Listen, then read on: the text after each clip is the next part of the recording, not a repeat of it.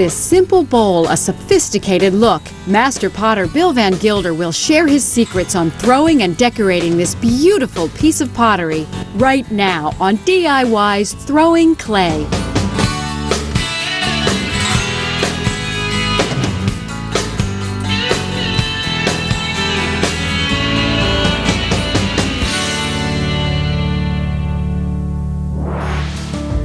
Bill Van Gilder apprenticed under master potters Byron Temple, Colin Pearson, Michael Casson, and Peter Brewstick. Over the course of his 30-year career, he's thrown more than 250,000 pots. I'm going to show you how to decorate the outside of a bowl. It's a new technique. It's called fluting. Now, what does that mean? It's different than faceting. Faceting produces a flat surface. A flute is a curved surface. Makes the bowl look more elegant, maybe a little bit more formal too. To make the fluted bowl, you'll need 8 pounds of soft clay, a bat, a soft rubber rib, an undercutting rib, a fluting tool, a trimming tool, a foam trimming pad, a sanding pad, a dust mask, wax-resist emulsion, and 2 glazes. Now my bowl is made from 8 pounds of clay.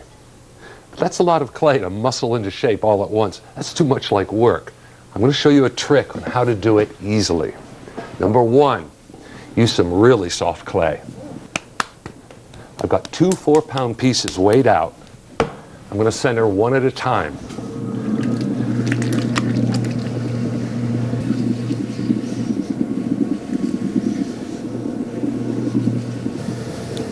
Now the first piece is a dome shape. And I'm going to clean it off and make it really smooth. Now the second piece is going to go on top of here. As long as both surfaces are smooth, no air will be trapped between them. There we go, 8 pounds of clay centered pretty easily. All right, next step is to open this bowl. I'm going to push down, but I'm going to leave a base of about 1 inch in thickness. I've created quite a tall, high foot here. To do that, I need a lot of clay underneath the bowl. There are several foot designs that could fit this type of bowl. Bill's put a few examples on DIYnetwork.com. Now I'm pinching the clay upward and a little bit more outside pressure. Curves the bowl inside. As Bill pulls the clay upward, he relaxes his fingertips at the end of each pull to create a curved surface inside the bowl. Now, to do this fluting technique later on, I need a wall thickness of about 1/2 inch. So I'm very conscious of how far apart my fingertips are. Now, something else that's important when you make this kind of pull, and you really can't see it from where you're sitting, but my hand right here is running on the rim. That keeps the bowl level, keeps it from doing this and going off center. So it's not only my fingertips that are doing the work, the back of my palm is too. This 8-pound bowl is going to be about 9 to 9.5 inches across at this stage with real thick walls. Bill expands the bowl with a few more pulls. He uses his knuckle to pull to create a smooth surface. Then he cleans up the inside with a sponge. When I use that fluting tool, it works really well if the outside surface is nice and even. So I'm going to use my rubber rib and push my fingertips from the inside against the clay, against the rib. I'm going to use the rib and clean up the foot area here. I'm going to smooth the inside of the bowl with the same rib. And one more finishing step, the rim. Now, I want to make a nice square corner here because using that tool, it works best if it starts its cut on a sharp corner or an edge. To create a square rim, I'm going to use the tips of my fingers and pressure them down onto the rim, one on the outside and one on the top. Now, the inside rim can be kind of soft because we're not going to cut that later. With the tip of his undercutting rib, Bill cuts a bevel at the foot of the bowl. Then he separates the bowl from the bat, using the bevel as a guide for his cutoff wire. Okay, when the bowl's leather hard, we'll get to fluting it. You know, this seems like a very heavy bowl, and it is, but I'm going to cut about half of it away when I actually do the fluting. When DIY's Throwing Clay continues, Bill introduces a unique new tool to the potter's repertoire.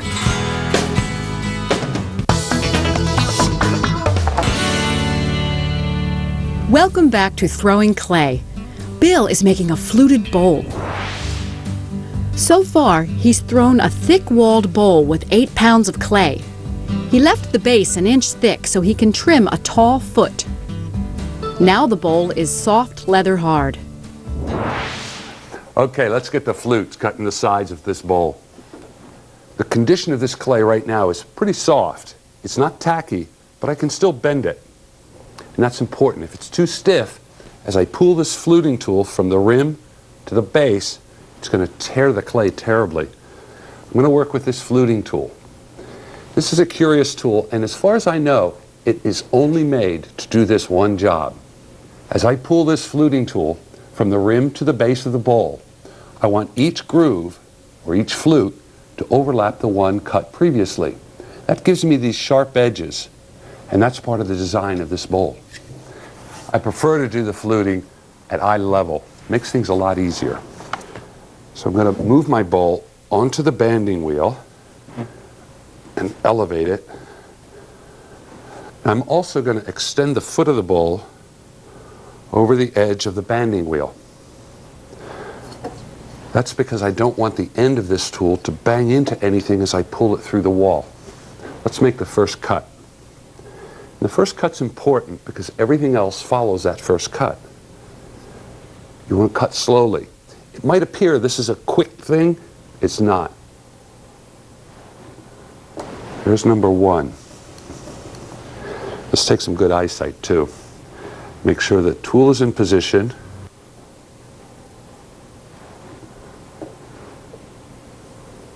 Bill places the U-shaped band on top of the rim. The wings on the side of the tool keep it from cutting too deeply into the side of the pot. And I'm looking right here where this wing meets the band, lining it up underneath the tool with the last edge of the last cut. What I don't want is any of this flat surface showing between my flutes. A bad cut, almost impossible to repair. So work carefully at it. Bill works slowly and steadily around the bowl. I tell you, this project will teach you some patience. I'm already wanting to finish it quickly, but as soon as you start to hurry the process, the bowl will change, and you'll end up with something you don't want.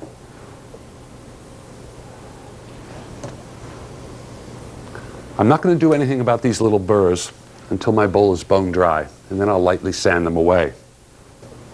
But the next step is to let this bowl set up until it's stiff leather hard, and we'll trim a foot in the bottom of it. Coming up next on DIY's Throwing Clay, Bill trims a tall foot that elevates the elegant bowl to its proper height.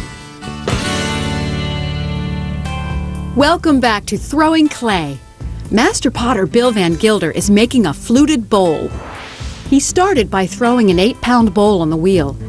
He made the wall very thick so he could carve away clay when the bowl was soft leather hard.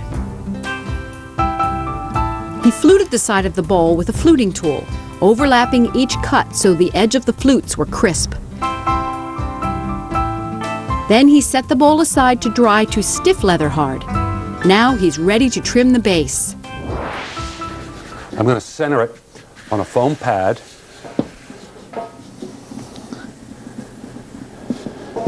So let's get the foot cut in the bottom of this bowl. Now I trim the bowl at a fairly quick wheel speed. Makes things even. I'm actually carving away a lot of this weight that was there to support the walls of this pot. Now, how wide are we going to make this? The bowl itself is about 9 inches. I'm going to make the foot between 4.5 and 5 inches, or somewhere around half the width of the total bowl. It's just a proportion that's real classical. Almost there.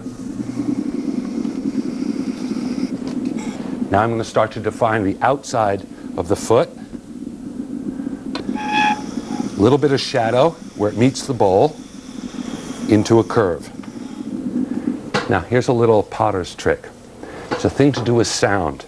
So I tap this pot, I can hear the pitch change from thick to thin. Okay, they sound very similar, which tells me this is quite thick because I know this is.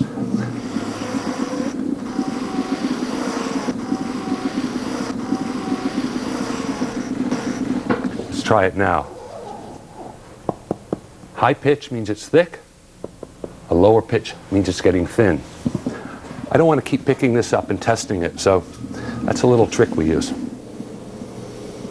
To finish the raised foot, Bill marks 1/4 of an inch in from the outside and carves away the remaining clay.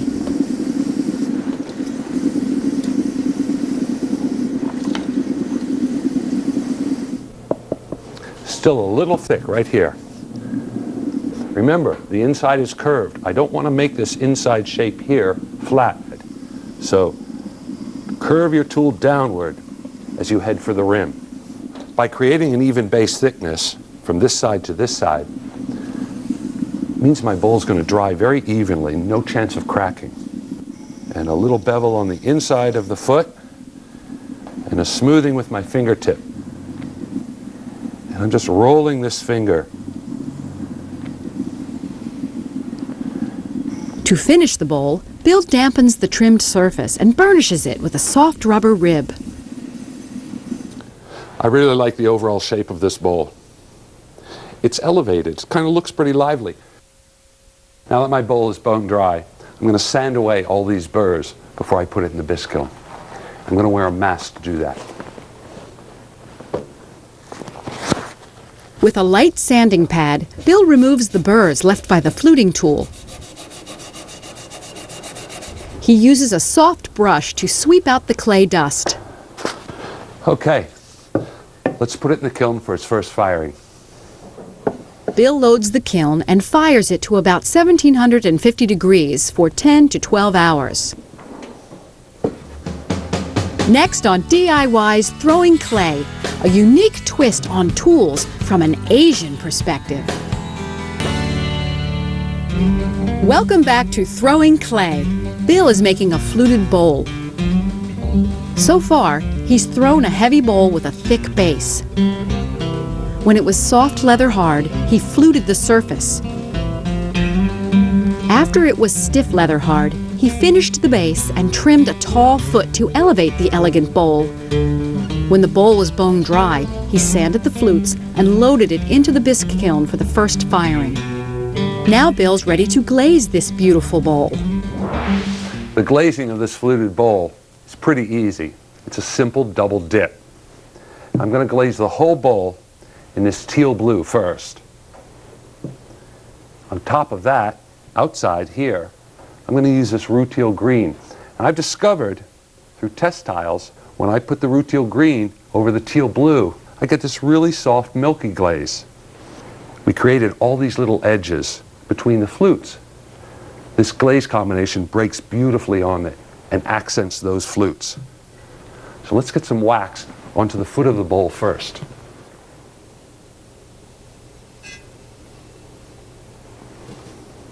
That didn't take long. While this dries, I'm going to get the teal blue glaze mixed up. I'm going to hold the bowl at the rim and at the foot. And one plunge into the glaze and out again.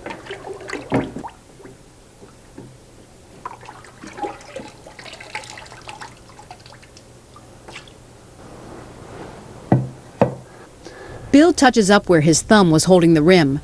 Then he fettles the foot to remove the excess glaze. The next dip is into the rutile green. You know, I'm going to take this dip just beyond the ends of the flute.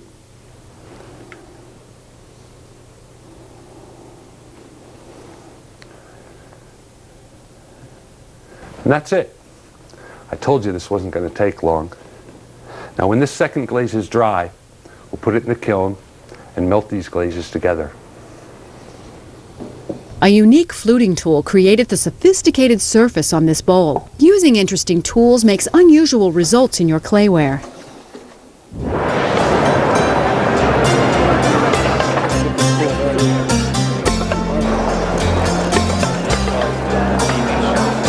I don't know which milk this is. This is the gallery page.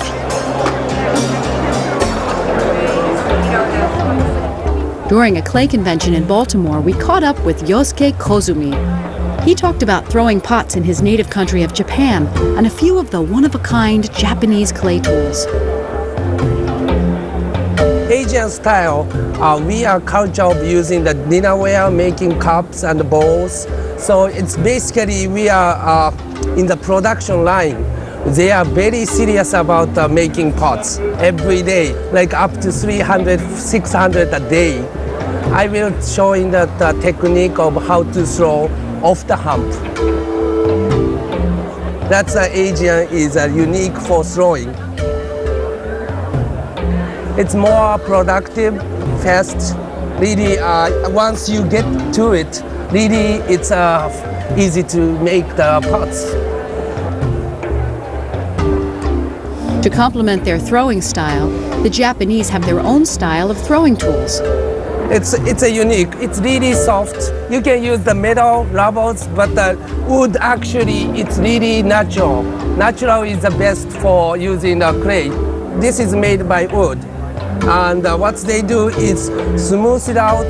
There's a nice curve, and it's for the making the dinnerware. Is really effective for the inside, and also the anything flat you can press on it. So it's really, you can use different way, really. So I will show you one. I wanted to smooth it out on the balls, like this. You compressed on the bottom, and you gently, you pulled in, and you pressed, and from inside to outside, outside to inside. This is a comb tools. It's like a comb. It's a Japanese design tools. It's everybody, a lot of people got the response, what is this? How can I use it? There's a lot of way to you can use for designing. I will show you one.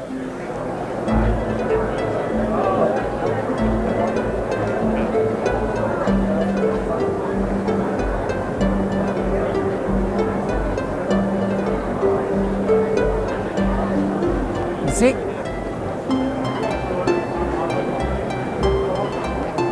For other decorating ideas and tips on how to use this Japanese comb tool, visit DIYnetwork.com. Yeah, it's a kind of a famous design. It's a Japanese crane. So it's kind of abstract. You can see the bodies flying. These two unique tools have many applications. Yosuke uses both of them on this beer cup to add a decorative flourish that's also functional. You can grab on from here, so easy to handles. And also we have I put on the stroke, this one. It's a design 1 point, but however, when you grab the cups, it's not being too sleepy. So it's Japanese people concentrating on design and how comfortable using the cup. Combining beautiful design and good function in a single piece is the pinnacle of perfect pottery. Like Yosuke's handmade beer mug, Bill's fluted bowl incorporates a unique design with practicality. I've discovered a lot of great uses for this bowl in the kitchen. I especially like its shape. Whatever I put inside stays inside, and it's become